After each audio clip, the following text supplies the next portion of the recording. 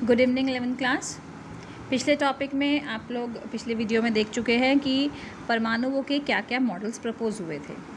अब हम परमाणु नाभिक के संगठन के बारे में सीखेंगे। देखिए, परमाणु नाभिक की खोज रदरफोर्ड ने की थी, ये आपको पता चल चुका है। जो रदरफोर्ड का मॉडल था उसके हिसाब से परमाणु के बिल्कुल सेंटर का जो भाग है उसमें सभी पूरा उसका द्रव्यमान रहता है और धनावेश रहता है, और उस सेंटर को हम न्यूक्लियस या नाभिक कहते हैं। अब नाभिक में द्रव्यमान मतलब उसके अंदर न्यूट्रॉन और प्रोटॉन दोनों सम्मिलित हैं, और धनावेश क्योंकि प्रोटॉन धनावेशित होते हैं इसलिए उसका जो आवेश है वो धनावेशित हो गया। प्रोटॉन और न्यूट्रॉन दोनों नाभिक के अंदर है, न्यूक्लियस के अंदर हैं, इसलिए उनको हम न्यूक्लियॉन्स भी कहते हैं। ठीक है, ये आप याद रखेंगे सब लोग। न्यूक्लियॉन्स क्यों कहा जाता है? क्योंकि यह परमाणु के न्यूक्लियस के घटक हैं या परमाणु के नाभिक के घटक हैं। अब इस आधार पे हमारे पास कुछ शॉर्ट फार्मूलाज बन जाते हैं। परमाणु क्रमांक, देखो इसके लिए आप फार्मूलाज अच्छे से सीख लेना, न्यूमेरिकल्स भी पूछ सकते हैं। परमाणु क्रमांक क्या हो गया? परमाणु के नाभिक में उपस्थित धनावेशित इकाइयों की संख्या, यानी कि प्रोटॉनों की संख्या। ठीक है, या आप ऐसा कह सकते हैं कि उदासीन परमाणुओं पर उपस्थित इलेक्ट्रॉन की संख्या। तो परमाणु क्रमांक प्रोटॉन के बराबर होता है, और प्रोटॉन एक उदासीन परमाणु में इलेक्ट्रॉन के बराबर होता है। परमाणु क्रमांक को हम Z से प्रदर्शित करते हैं, Z। ठीक है, उसके बाद नेक्स्ट आता है बेटा आपका द्रव्यमान संख्या। परमाणु के नाभिक में जो उपस्थित न्यूक्लियॉन्स हैं, अभी पीछे आपने सीखा न्यूट्रॉन और प्रोटॉन, इनकी संख्या को हम परमाणु का द्रव्यमान संख्या कहते हैं, जिसको A से दर्शाया जाता है। तो द्रव्यमान संख्या बराबर प्रोटॉन की संख्या प्लस न्यूट्रॉन की संख्या, या दूसरे शब्दों में द्रव्यमान संख्या बराबर न्यूक्लियॉन्स की संख्या। अब यदि मुझे न्यूट्रॉन पता करने हैं तो इसको उधर जाके सब्ट्रैक्ट करना पड़ेगा, माइनस करना पड़ेगा। ये द्रव्यमान है और ये ही आपका क्रमांक होता है, तो द्रव्यमान माइनस क्रमांक करेंगे तो वो न्यूट्रॉनों की संख्या बन जाती है। यही आपका नेक्स्ट फॉर्मूला है। ठीक है, तो न्यूट्रॉनों की संख्या के लिए आपके पास फॉर्मूला हो गया A माइनस Z, जहाँ पर A तो है परमाणु के द्रव्यमान और Z है परमाणु का क्रमांक। ठीक है, परमाणु भार और द्रव्यमान संख्या लगभग सेम होती हैं। ठीक, तो ये सारे आपके पास कुछ शॉर्ट फार्मूलाज हैं, और इसको अगर हम किसी परमाणु को निरूपण करना चाहते हैं, रिप्रेजेंट करना चाहते हैं, तो ये तरीका होता है।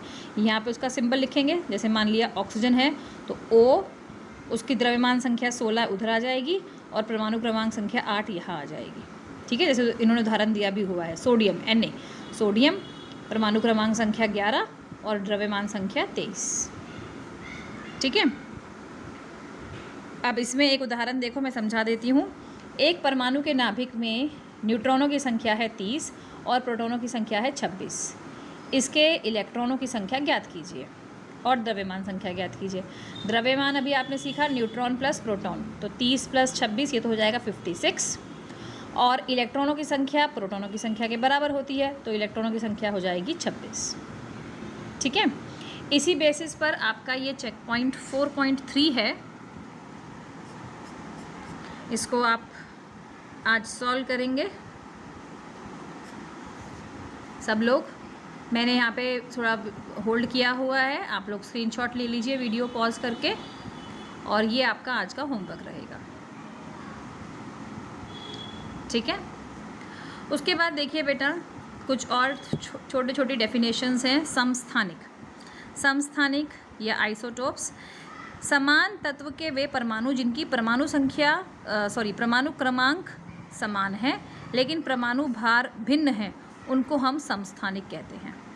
ठीक है, यानी कि परमाणु क्रमांक तो सेम होगा और ये सेम परमाणु के ही अलग अलग सेम एलिमेंट के अलग अलग परमाणु होंगे, सेम तत्व के। ठीक है, याद रखना। जैसे फॉर एग्जांपल हाइड्रोजन के 3 समस्थानिक हैं, प्रोटियम 1H1, ड्यूटेरियम और ट्रीटियम। इन तीनों में देखो नीचे 1 लिखा हुआ है, नीचे 1 का मतलब परमाणु क्रमांक सबका 1 है, और उसके ऊपर 1 है, यानी कि प्रोटियम का द्रव्यमान कितना है 1, ड्यूटेरियम का द्रव्यमान 2 और ट्रीटियम का द्रव्यमान 3। तो परमाणु की द्रव्यमान अलग अलग है लेकिन परमाणु क्रमांक सेम है। ठीक है, ऐसे ही क्लोरीन के 2 समस्थानिक है, तो यहाँ पर तत्व एक ही होगा। क्लोरीन की बात कर रहे हैं तो क्लोरीन ही होगा, परमाणु क्रमांक भी वही सेम होगा लेकिन द्रव्यमान अलग अलग होंगे। ऐसे परमाणुओं को हम कहते हैं समस्थानिक, आइसोटोप्स। तो क्वेश्चन पूछ सकते हैं कि समस्थानिकों में अंतर क्या होता है।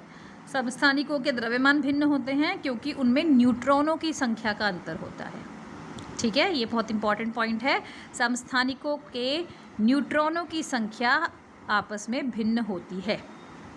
ठीक है, अगला आता है समभारिक। समभारिक क्या है बच्चों? अलग अलग परमाणुओं के, इसमें परमाणु डिफरेंट है, तो अलग अलग परमाणुओं की ऐसे अलग अलग तत्वों के ऐसे परमाणु जिनके भार तो सेम हो, द्रव्यमान संख्या सेम हो, लेकिन परमाणु क्रमांक भिन्न हो जाए। जैसे आप देखो उदाहरण, आर्गन, पोटाशियम और कैल्शियम, तीनों की द्रव्यमान 40, लेकिन आर्गन का परमाणु क्रमांक 18, पोटाशियम का 19 और कैल्शियम का 20। परमाणु क्रमांक भिन्न है और द्रव्यमान सेम है, तो ये हो जाएंगे हमारे पास समभारिक। ठीक है,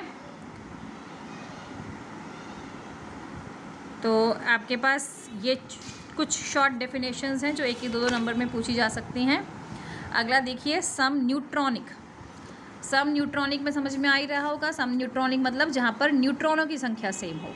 तो न्यूट्रॉनों की संख्या कैसे निकलती है? द्रव्यमान में से परमाणु क्रमांक को सब्ट्रैक्ट करते हैं, 3 - 1 2, हाइड्रोजन के ट्रीटियम वाले समस्थानिक का, और हीलियम 4 - 2 दैट इज़ 2।